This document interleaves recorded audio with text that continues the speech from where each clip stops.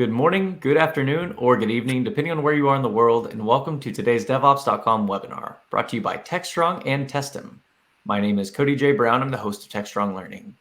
We have an exciting panel ahead, but first, I have some housekeeping notes. First, today's session is recorded, so if you miss any of our discussion, the recording will be made available shortly after we conclude today's webinar. If you have any questions for our panelists, we want you to use the Q&A tab, which can be found on the right side of your screen. And for any additional comments or to just further the conversation, we want you to use the chat tab. And finally, at the conclusion of our webinar, we will have a drawing for 4 $25 Amazon gift cards, so be sure to stick around. So our topic today is scaling test automation in Agile teams. And I'm joined today, lost my browser real quick. I'm joined today by Paz Yanover, VP of Product Management at Testem, and Sean Jacou, Director of Product Marketing at Testem. Sean, I'm going to have you repronounce that last name. Yeah, My apologies. Problem. Yeah, I realized that we didn't cover that ahead of time, but that's okay.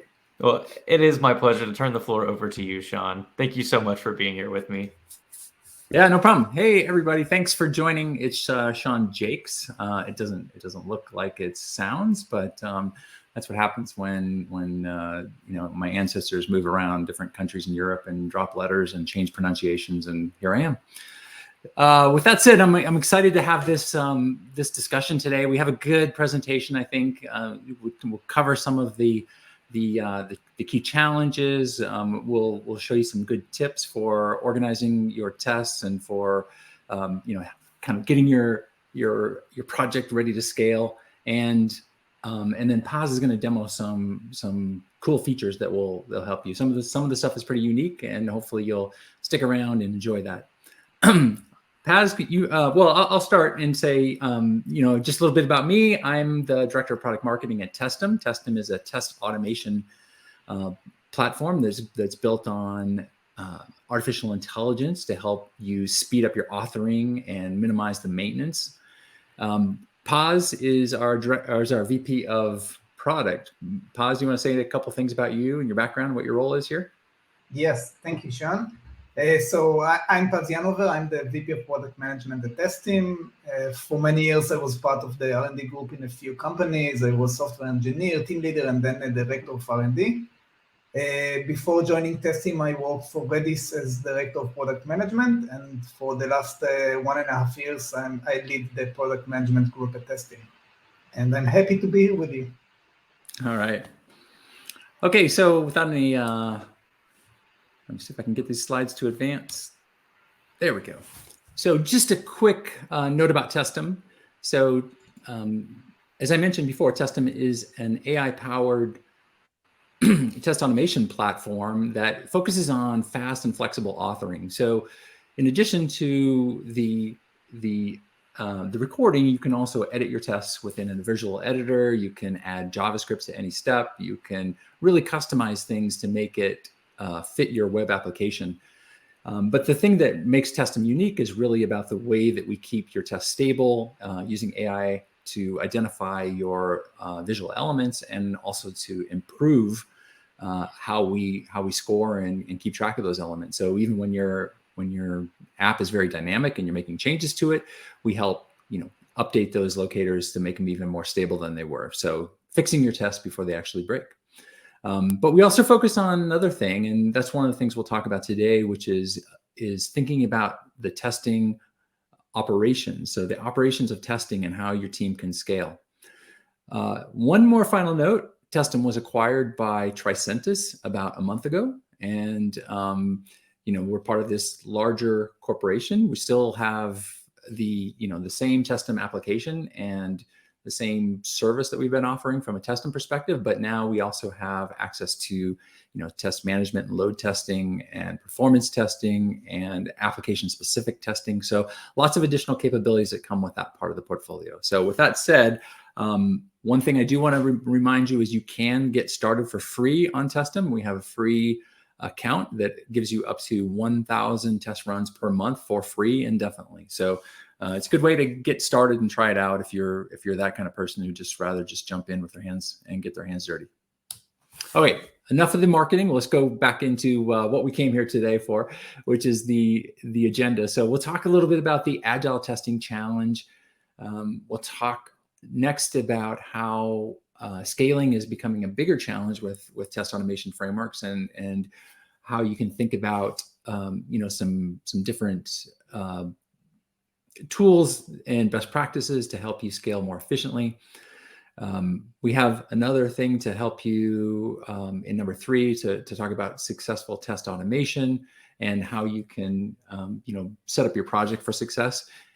And then on 4, we'll give you a little demo of some of the features that help you scale and help you think about scaling in an efficient way. So it's one thing just to keep growing and adding more people as the project gets larger, but it's another thing to grow efficiently and effectively so that you are not just adding people and you're doing it in a way that you're leveraging the tools, and you're doing it so your people can still continue to find things, you can still maintain control over how those test changes are made, and you can still understand what's happening to your releases. So that's what we'll talk about. If you have any questions, please do enter them in the Q&A. We'll try to address them in line as we go through, and if we have some at the end, then we'll address them then. All right, so let's talk about this Agile Testing Challenge. Now, I realize this is a DevOps infinity loop, but not the Agile circle that you sometimes see. But the reality is they're very similar methodologies, very similar ideas, and that is in Agile methodologies using the small a, you're trying to iterate quickly, learn from each release, and then make adjustments. So the way that always made the most sense to me was when somebody talked about the analogy of taking one step forward, looking and deciding on where the next step should go. And then once you get that feedback, then you make your next step. And that step might be forward, it might be a little to the left, it might be a little to the right. But that's the whole idea behind Agile, is that you're moving forward very methodically and incrementally, rather than taking, driving down the block and then deciding if you needed to back up because you did something wrong. You're making these little incremental steps. And the more incremental steps, the faster you can make them, the more you can learn from the feedback and make adjustments and adapt to your user base. And so that is why releasing faster is really important. Now, testing can occupy more than just this little spot on the lower left. It can really fit into different spots here. So you have to plan for your tests. If you're talking about the coding step here, you might be, doing unit testing at that time. You might be doing some integration tests or running them at the build phase. So it's become a little bit more of a continuous testing process that happens at different stages here. You might even look over on the operations side and monitor some of those user flows and see if, when you continue to test in production, that those things are still working. So this whole DevOps infinity loop, is really about iterating faster and minimizing the amount of time that you have at the end of your build to do your testing, to shrink that down, to make it faster, and to integrate as much of that testing as a continuous basis. But within testing, there's a lot of activities, and you have to think about how each one of these impacts your timeline. So, we have to do test planning. You have to design your tests. Some of that planning is deciding where to test first. What's the most important part to do the testing. So you might use approach like risk-based testing. Design, am I going to build unit tests or integration tests? What are the reusable components I'm thinking about, including in my tests? You want to author those tests. There's lots of different ways that you can do that, and some new low-code tools that offer, from recording to modeling to, understanding what your environment is seeing from a traffic flow perspective, and then taking that information and trying to construct some tests. Of course, you have to execute those tests, and ideally, if we're talking about browser tests, you want to execute those in multiple browsers so that you're not missing out on potential bugs that would be outside of your tested browser. And then maintenance comes in. This is the updating of tests. So you might have changed some buttons in one part of an application, or you might be releasing new features that touch on an old part of an application. You want to make sure that you're minimizing the amount of upkeep you have to do on those tests. And management's something that a lot of people don't think about, but anytime you're managing a project, you have administrative overhead, you're adding new people to the project, you're managing how those changes get made, you're organizing tests into suites, into plans, and you're naming, and all that stuff fits into management. And you want to think about that as a bucket as well. Now, when I start with the first release, you have plenty of time to do your planning and design, and you actually have a lot of time to do your authoring relatively, because you're getting started. You can focus on the most important thing, which is writing the new tests. But as you get to the next release, now all of a sudden, you have a little bit more maintenance that you might have to do. So you might be impacting your existing tests, so you have to tweak those a little bit. And so it kind of squeezes on your authoring time. Now, at the same time as these continual releases are happening, not only are you squeezing your authoring time and increasing your maintenance time, you're probably doing a little bit of increasing of your management time. Your execution time might also be increasing a little bit because you have more suites to run, you have more things to think about there. Your planning might be decreasing a little bit because you're getting more efficient at that, or at least you're leveraging the planning that you did in earlier releases. And what happens is, over time, you end up with this model that has a lot of your time spent on maintenance and management, and not a lot of time for authoring new tests. And so how do we address that? How do you make your testing more efficient so that you're not, constantly playing catch up? You're dealing with, in other words, technical debt of your tests. So 2 ways you can address a little bit of this is those 2 big buckets. Authoring faster is you can think about what are ways that I can speed up the authoring. So if you require specialized skills and you're coding every test, and every test takes, several hours, like some of the new methods I talked about, whether they're, different kinds of low coding, automated or even AI powered authoring, you can really shrink that component of it. And then the other part is stabilizing your tests. So the less you have to maintain your tests, the more time that frees up to do other activities. So, you only have so many hours in the day across your team. And so if you can focus those hours on the things that are most directly related to testing new features or testing regressions, instead of just maintaining or updating the system, the better off you're going to be. So if you're have to update less tests, fewer tests, then you're going to reduce your maintenance there. Now, when we talk about scaling, why is that important now? What are the factors that are going on in the market? And there are really a couple of different trends that are happening. Certainly, there's a growth in web applications. Web applications are becoming so much more feature rich. I mean, you look at what, the applications you use. I mean, even on your mobile, a lot of times you can use progressive web apps that don't require a separate, custom built native app. You just build it once as a web app and then run it on your phone, and it's as functional. So there's just this big growth in web applications as causing, the need to test more. Automation is getting easier also. So if you think back a couple of years ago when we had to code every test and we had to, really, things took longer, and there's a lot of things that have happened over the last few years, really getting to feature parity with some of the robust platforms like Selenium, to where you can do everything that a Selenium test could do, and you can do it in a low code way. So things are a lot faster and a lot easier, which is lowering the skill level that's required to create a test. And then lastly, as I mentioned, there's faster releases, so you're releasing more quickly. You need to keep the test creation and execution up with the speed of your releases. And the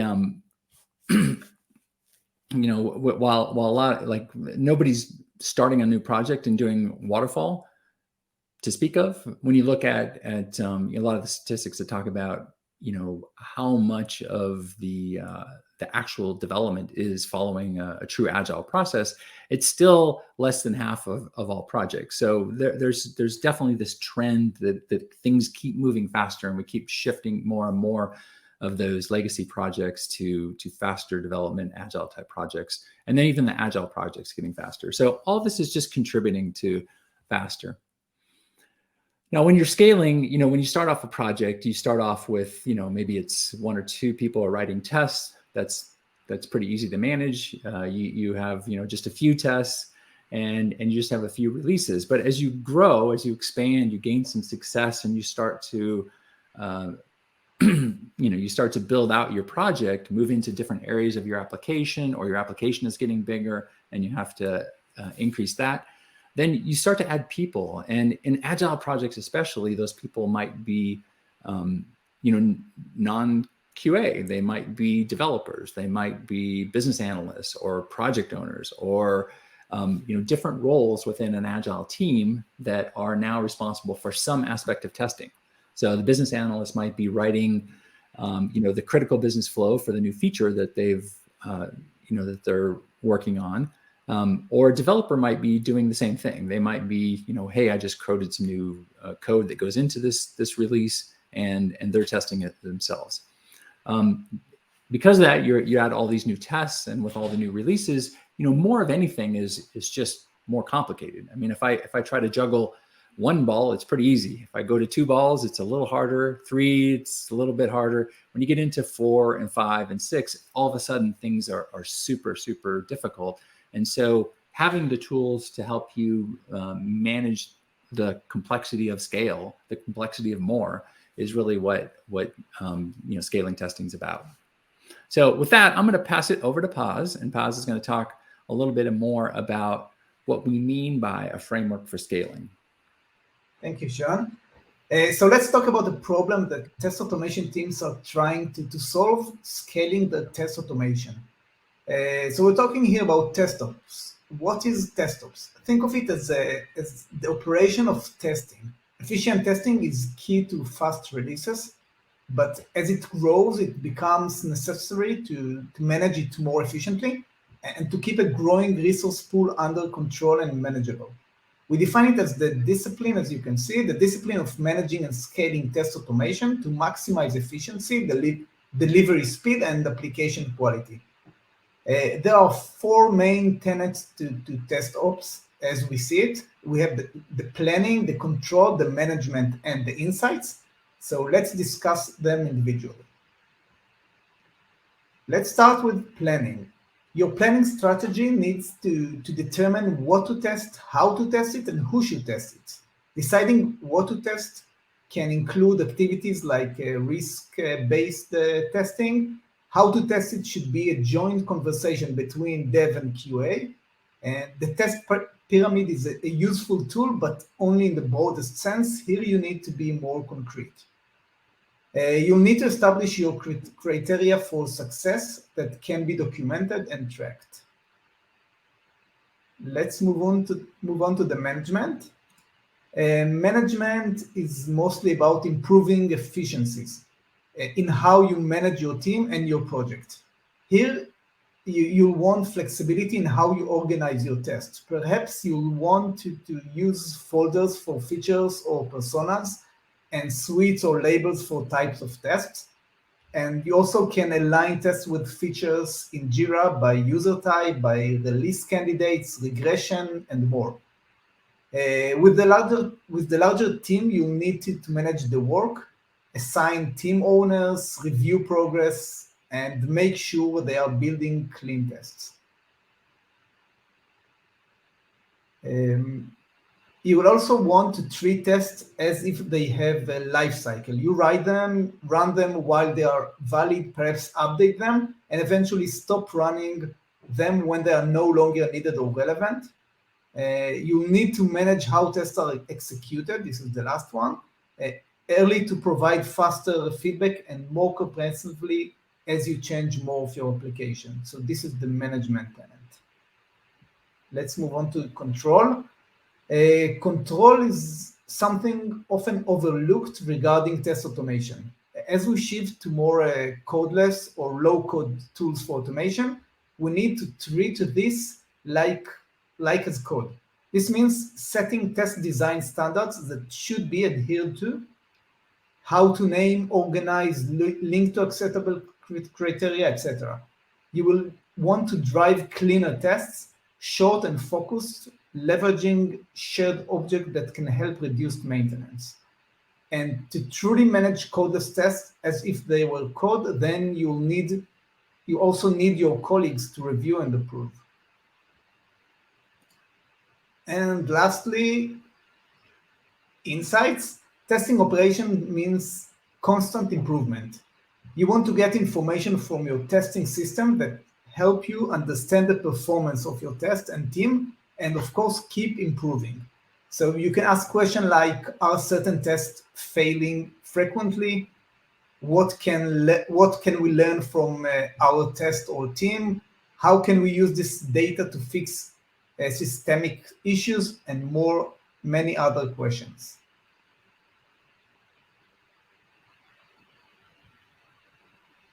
That's it. Back cool. to you, Sean. All right, thanks, boss. Yeah, getting off of mute.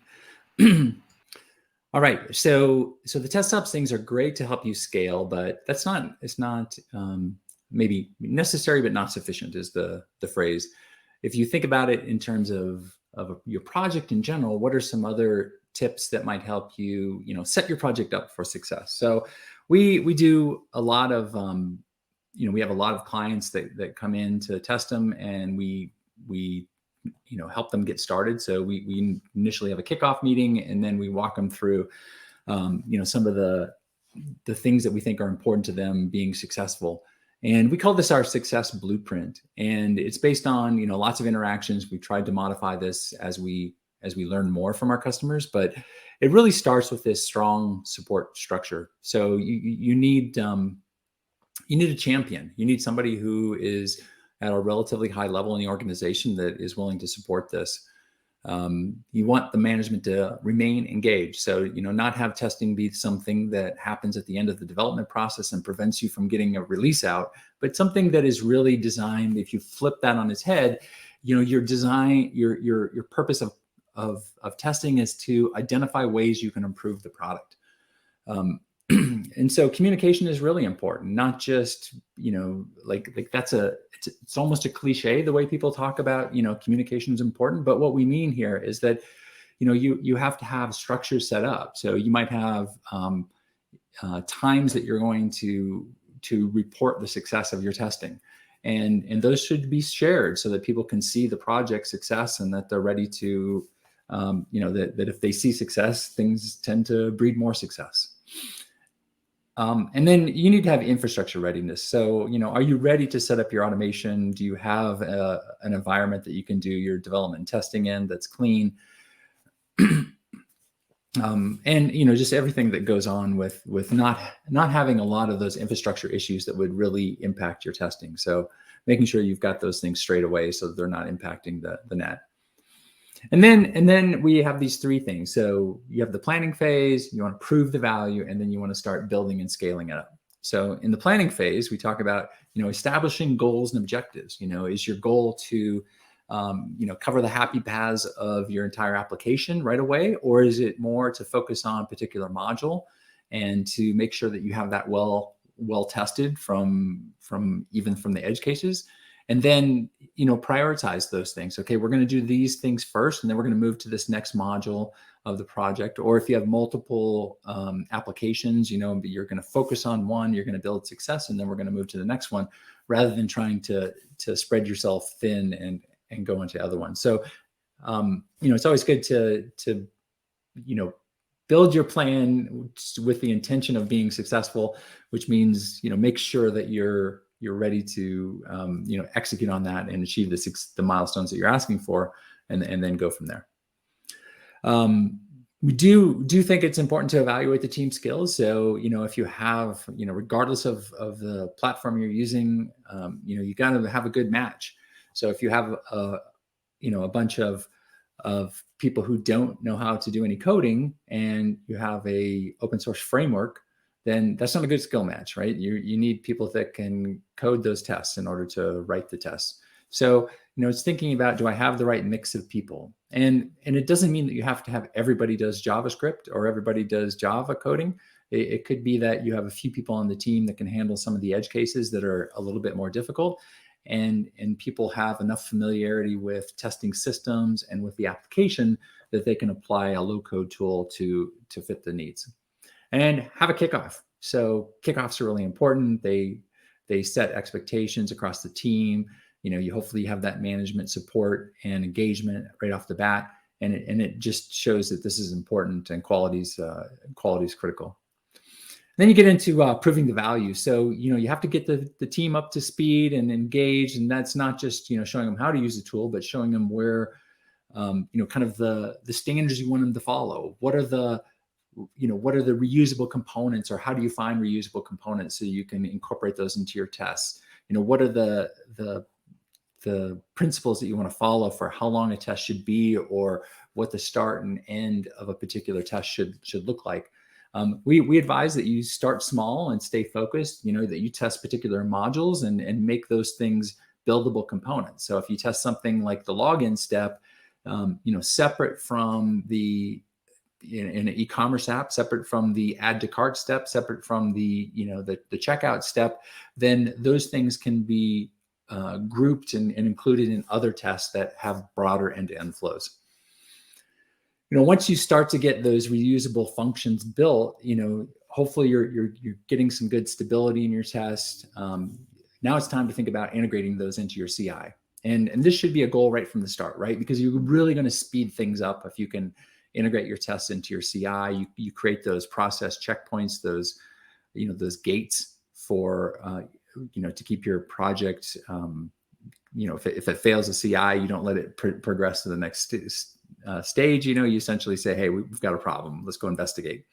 And so getting that integrated is really important, as well as other parts of your tool chain. So, if you have Jira, you want to, make sure if you're doing bug tracking in Jira or in, some other tool, then you want to make sure that you're integrating those things to make it just easier. So if somebody finds a bug, they can, create an issue in GitHub, they can create an issue in Jira, they can, integrate back with Azure DevOps, whatever those tools are.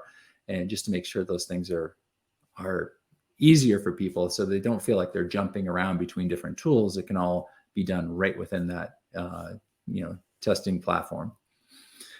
And hopefully by now, you're having some checkpoints, you're showing some value. Like I said, you're communicating, you're demonstrating what is being successful. What are the roadblocks or the issues that you have, and you're knocking those things down.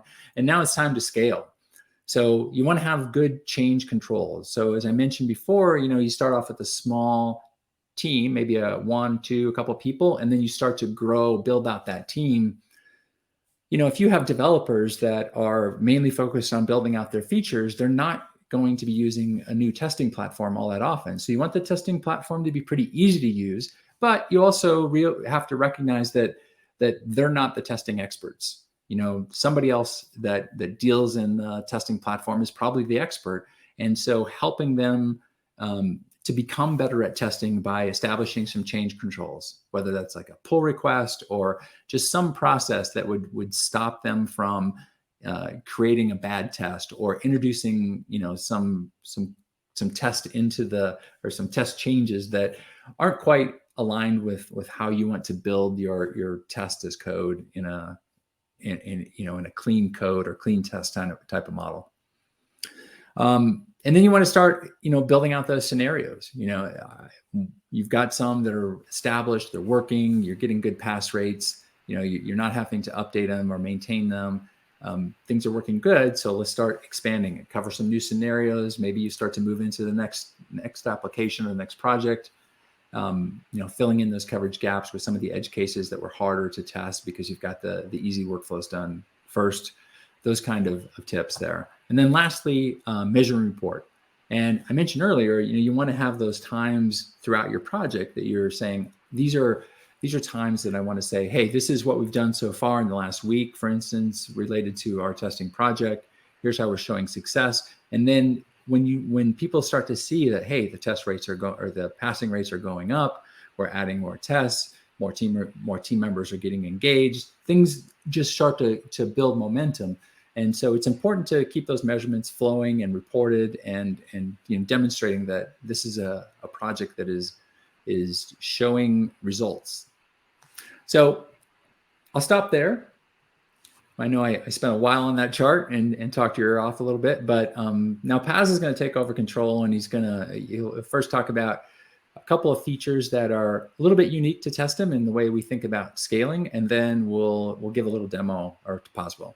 So I'll start with the first slide, and then Paz will take control. Okay, thank you, Sean. So let's see some TestOps features in a Testem solution that can help you scale your project. At first, I'm going to review very quickly all the features, and then I'm going to demo it. So for the management tenant, we have the test status, which assists you in evaluate CI readiness. A test owner organize your test by folders with labels. For the control tenant, we have branching, pull request, conflict resolution, advanced merging, read-only branches, and for the insights, we have the reporting trends, dashboard, and auto grouping. And now I'm going to demo most of the features. So let me share my screen.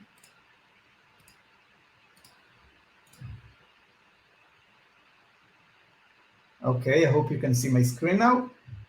So let's go one tenant by the other and talk about it. So for the management tenant, we have the test status. This is the first feature. The idea here is to give a test a status which can assist in managing the test and the behavior in the CI/CD process. For example, if you have tests that are failing but not a priority, you don't want to fix it now but later on, you can move it to quarantine status. The test in quarantine status will be ignored when running as part of the CI process, and the list of such tests can be easily viewed directly from TestOps dashboard. I'm going to show it in a short. Another example is the evaluating status. This is very unique status and interesting. When running tests in evaluating status as part of the CI process, they will run, but failure in such tests won't affect the overall status of the process. This status should be used to connect tests to the CI sooner, while building a trust in the tests before they actually affect the CI process itself. Okay, let me show you how it looks. So first of all, this is a list of the tests in Testem. As you can see, each test has a status. The status can be changed directly from here. We have draft, evaluating, active, and quarantine. And you can also change the state of the status from the test itself. Here you can see all the steps of a specific test, and you can also from here change the status of the test. Let's see how it looks from the dashboard. We have the dashboard that I'm going to talk about it later on, but sorry, this is assigned to me. But generally, you can see here the list. You can see here the various status, and the list of the tests can be fetched by pressing the specific status. So here we can see we have, in this project, we have 2 tests in quarantine. Okay, for example, this one, this is the name of the test, and it's quarantine, which means it fails. It fails, and we decided that we want to quarantine it, so it won't run as part of the CI process. We can see that this test is labeled with the bugging label, and if we are going to look at the test execution runs, and we are going to look for this label, we can see we have many executions with this label. And the execution of this label, which contains all the tests that belongs to this label, we can see that the execution of the label passed. And if we're going to look at the list of the tests, we can see that 4 tests were executed out of 5 tests with the label bugging. And we can see that all the 4 passed, but we have 1 that wasn't run because it's in quarantine status. So this is about the test status. Other capabilities. Hey, Paz? Yes. Can you explain a little bit more about the draft and active and evaluating status? What those are different? Yes.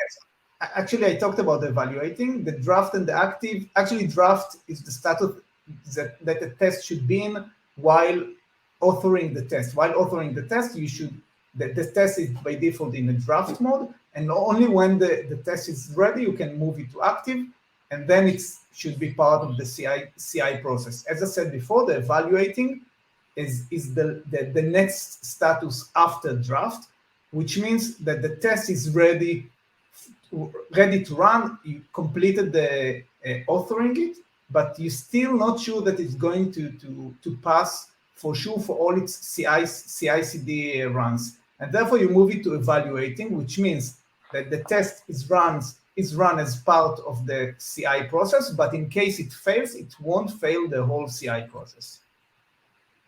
And quarantine, I talked about it before. Right. Okay, cool. Okay. Other capabilities we have for the management tenant is the ability to assign the owner for a test and also organize the tests by folder, suites, labels, and more. Okay, here we can see we have, for each test, we have its owner. We can change the owner of the test. As you can see, we can change here, replace the owner to anyone in the team. And we can also filter the list of the tests according to a specific owner. So if, for example, we want to see all the tests of Doron, we actually select Doron and apply. Okay, Doron doesn't have any tests. But for example, all the tests of Moshe, we can see all of them. In addition, as you saw before in the dashboard, TestOps dashboard, as you can see here, this is the place to get in a glance overview of all your test executions, etc. So here you can also see the presentation of all the team, which means all the tests in your project, but you can also ask to see only the tests which are assigned to me as the owner. Here it's to me as Paz. Unfortunately, I don't have any tests assigned to me, but you can see here that a team member can see only the tests, only her tests, to see only the results of execution of her test, and also the status of her test. So it's very Paz, and I think that's like super critical when you think about like you're a developer and you're writing features and maybe you only write a couple of UI tests for that. You know, you just want to go in and see what are the things I need to take care of. What are my blockers, or what are the things that, you know, we know I need to write, but I haven't finished yet. And you can just go filter by me and you know exactly what, you know, those tests are for you, and makes it just a lot easier to triage the work that you need to do. And then you get back to doing what you love, which is writing code for your app. I agree. I think as a team leader or as a QA manager, you can see all the tests for all the team members. And as a team member, you can also see all the tests, the results, and also you know what you should do with your existing tests, for example, in case one of which is in a quarantine status. Okay, let's move on to the control tenant. For the control tenant, we have the options to create and work with branches, as I said before, issue pull requests, resolve conflicts between branches, perform three-way merge, define read-only branches, and more. I'm going to show you how it works. So let's say let's look at this project because I don't want to ruin anything for our R&D.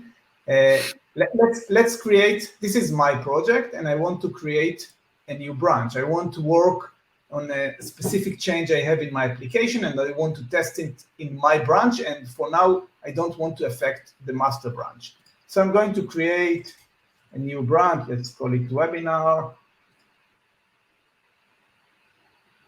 Okay, and now, as you can see here, I'm working on the webinar branch, and I'm going to enter a specific test. Let's call it, this is one of the tests which were created in the master branch.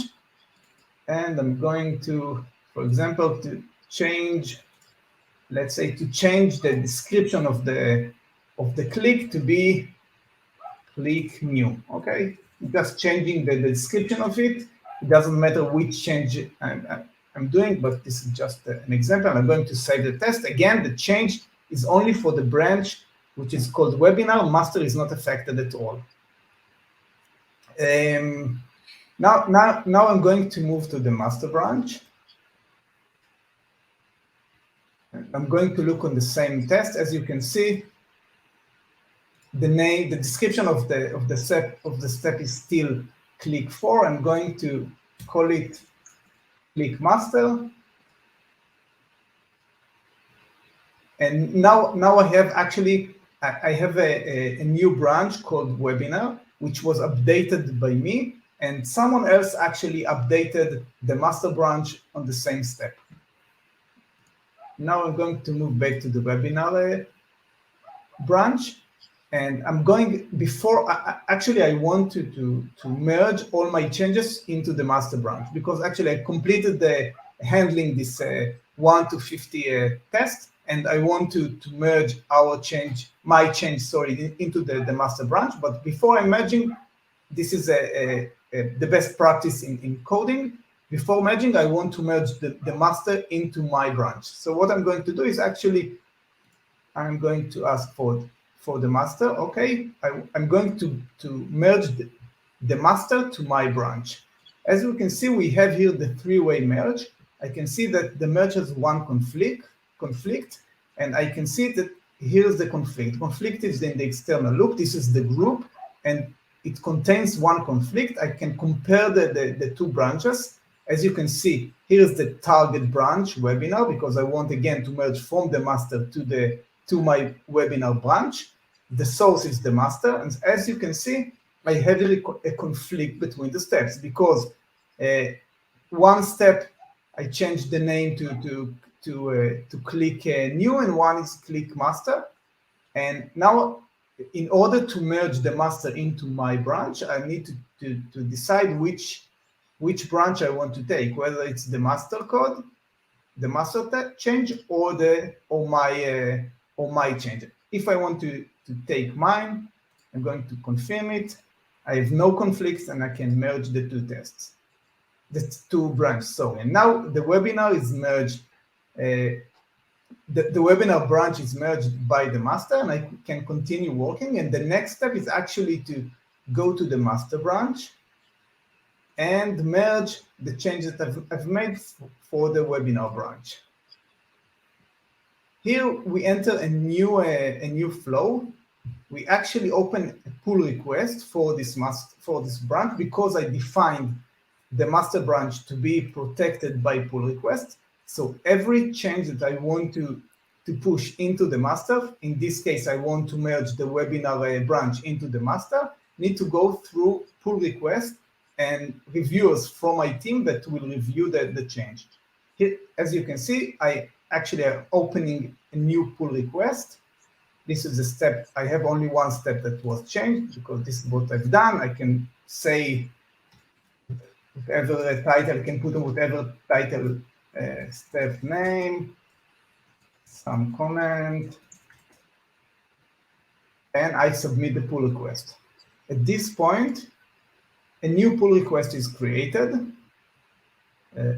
Well, this is the pull request, and actually I defined, and I'm going to show you it in a minute. I defined the reviewers, and all the reviewers get email that they should review this change and approve it before I can merge the actual change into the master.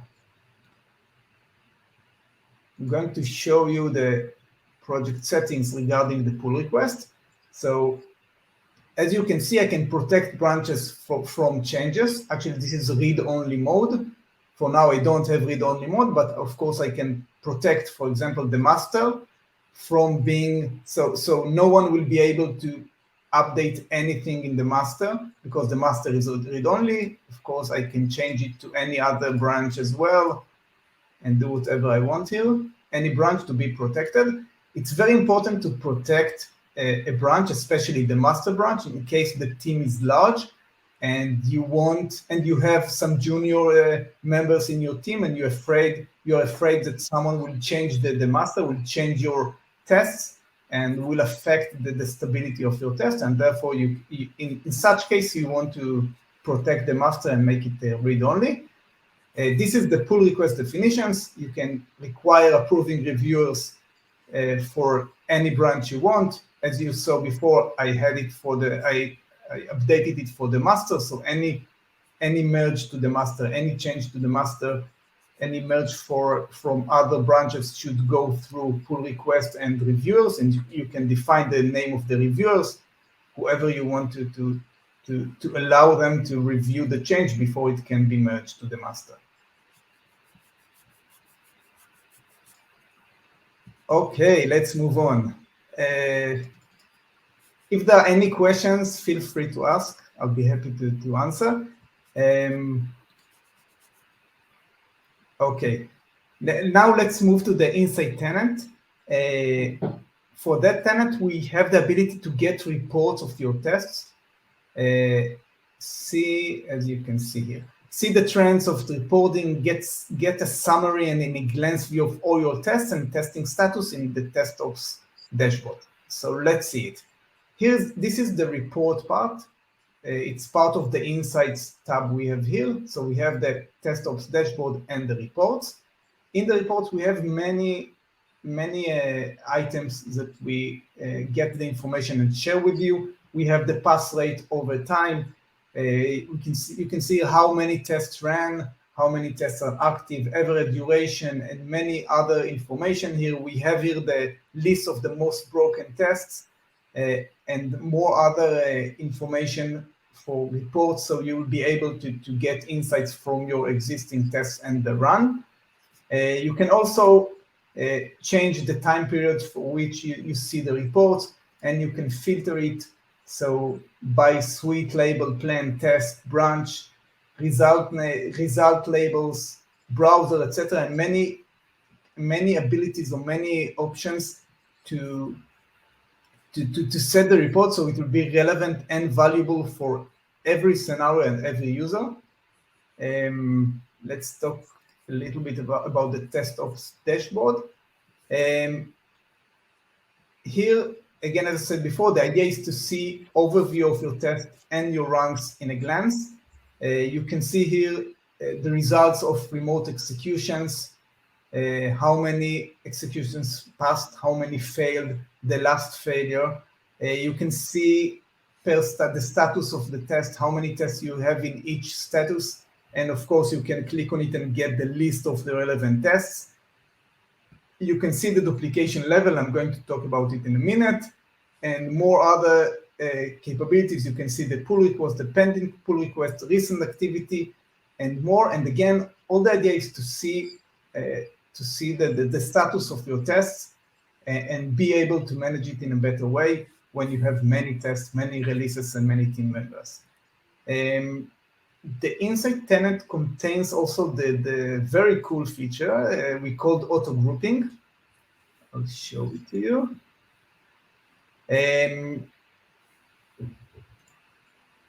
Okay, the idea of this feature is to deduplicate and replace repetitive steps with reusable groups in order to streamline test architecture for better visualization and lower maintenance.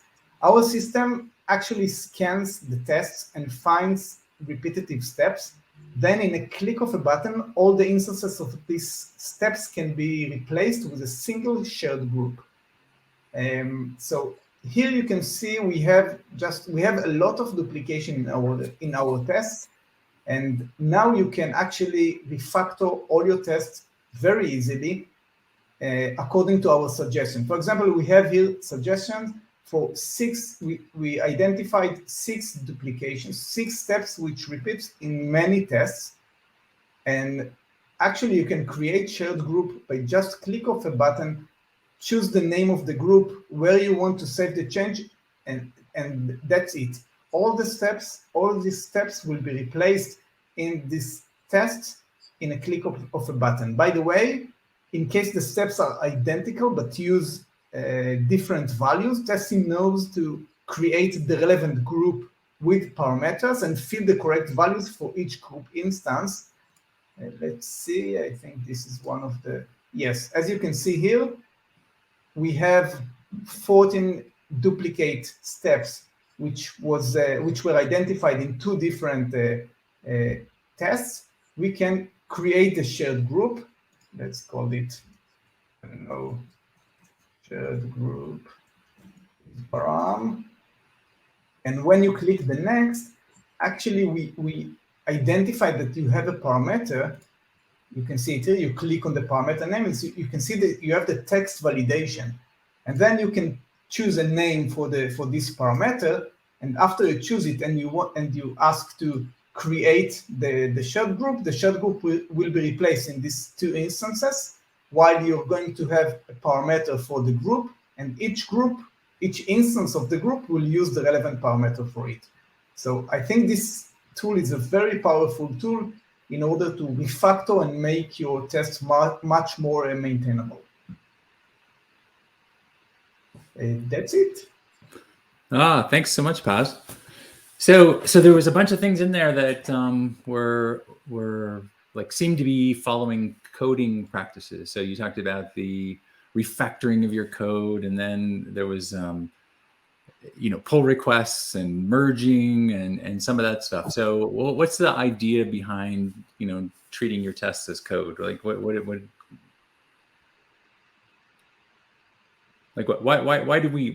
would somebody want those kinds of features, Paz? As we said before, when your team has more and more members, and when you want to release more and more releases in a short time, and you have many more tests, you need somehow ways to manage all of it. And it's very hard to manage all of it in the standard tools we have today. And I think Testem supplies a lot of tools in order to manage this in scale, this testing scale. Yeah, awesome.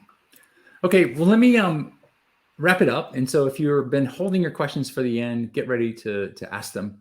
I haven't seen anything coming in the Q&A, so sure would like to address any things that you have sitting in the back of your head. So just to summarize a little bit, we talked about how following a TestOps methodology that includes aspects of planning, control, planning management, control, and insights can help you scale your testing operations more efficiently. This means that you can add more tests, you can add more releases, you can add more people, and you can do it in a way that isn't necessarily meaning that you need more overhead. And from a planning perspective, Testem doesn't do a lot in this part of the aspect, but thanks to that acquisition with Tricentis, there's a Q-Test product that is part of the Tricentis family that is focused on test management and planning, and that's a key part of this part of it. From a management perspective, Paz talked about different ways you can organize your tests, whether folders or labels or plans or suites, as well as other tools to help you manage your team. So assigning a test owner to a particular test means that you can go filter and see how that person's performing. You can go see what tests are open in different stages of their development for that particular person. You can also look across a team. So there's a lot of advantages of that. The other thing that Paz talked about was this test status. And I just want to reemphasize, this is something that, large companies like Netflix and others that have these big development shops, they've gone and built like these custom processes where the tests are treated differently in the CI depending on the status that they have. And Testem's built them right into the tool. So you just have to, select it's evaluating. It'll run when you ask the test to run in the CI, but it won't fail the CI build, meaning you get information about how that test is performing and whether there's a bug or whether the test needs some tweaking, but it doesn't stop your development train. It doesn't slow you down. And that's one of the important things about test status. It also allows you to help prioritize your tests because I have certain number of tests that are in evaluating stage. I need to make sure that they're stable and ready to move to active. Same thing with tests that are quarantined or tests that are in draft. That there's some work that needs to be done. Control, Paz talked about the need for that. with all the different team members that you have, with different skill levels, with different amounts of usage of the tool. You want to be able to control who's making changes, whether they're reviewed or not, and then merge these changes in at a granular level, like Paz was talking about. So that's what control helps with. And then finally, insights. Just as you're trying to make your development processes faster and your code cleaner and refactoring code, you want to be able to get that information that helps your tests and your testing project be more efficient all the time.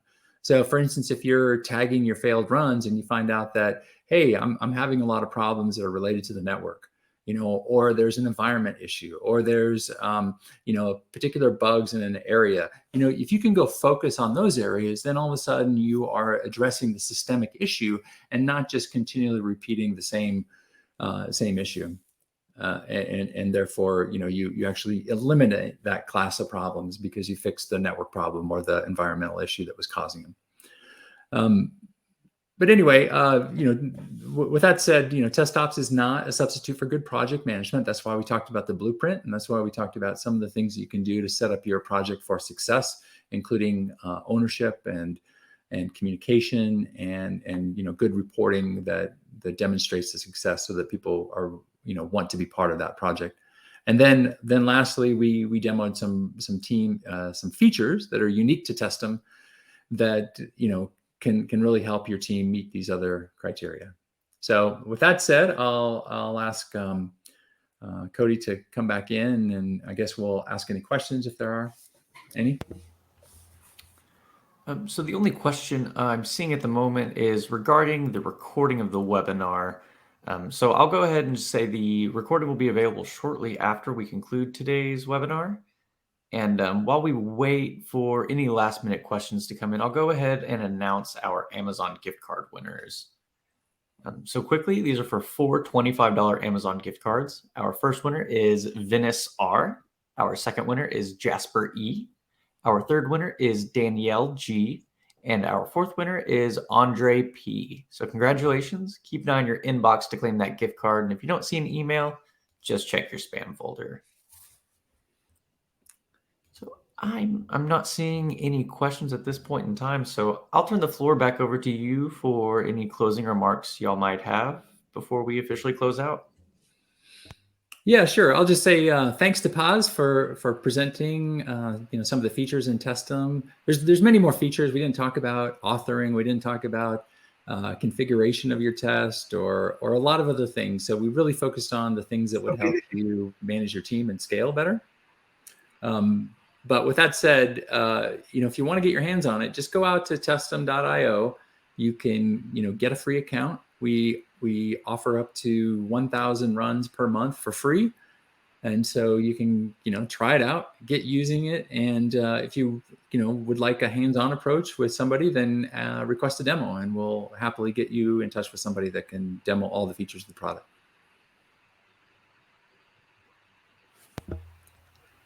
Awesome. Well, I would like to, go ahead.